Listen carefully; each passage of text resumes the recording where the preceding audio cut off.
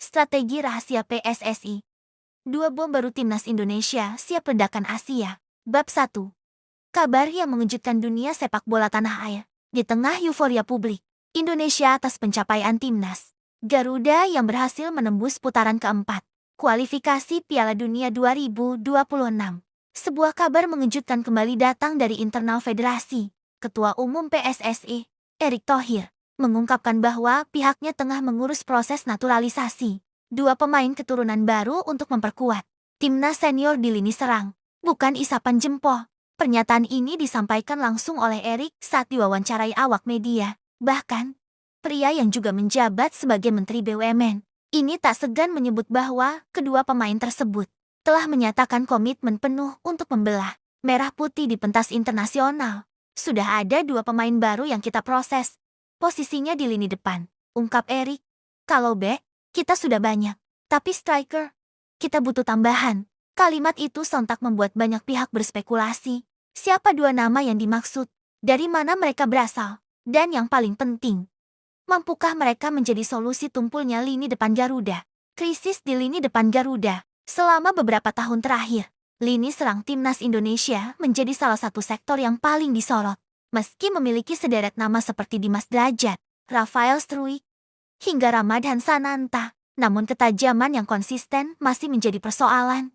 PSSI sebenarnya sempat menaruh harapan pada Jordi Amat, Shin Patinama, hingga Sandy Walsh sebagai pemain naturalisasi di lini belakang. Keberhasilan naturalisasi mereka terbukti memperkuat sistem pertahanan timnas. Namun lini depan tampaknya tidak mendapat sentuhan yang sama kuat.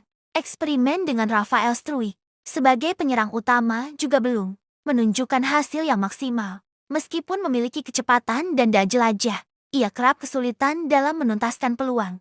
Sementara pemain seperti Irfan Jauhari dan Sananta masih belum menemukan konsistensi di level internasional.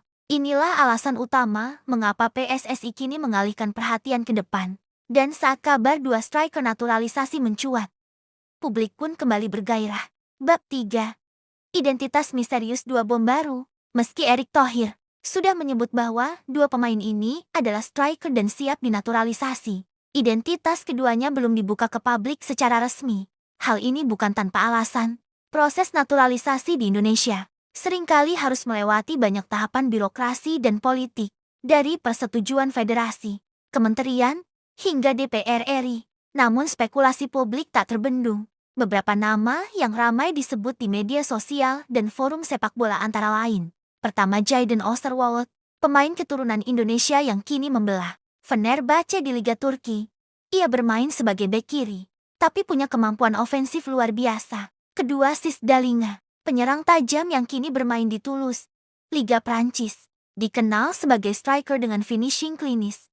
Ia disebut memiliki garis keturunan Indonesia dari sang ibu. Ketiga, Justin Hugme atau Ragnar Oratmangoen, dua pemain berdarah Indonesia Belanda yang sempat masuk radar naturalisasi.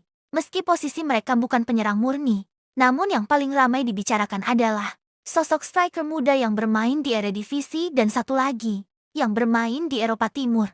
Keduanya kabarnya sudah berkomunikasi dengan PSSI sejak awal tahun 2025 dan kini masuk tahap finalisasi dokumen.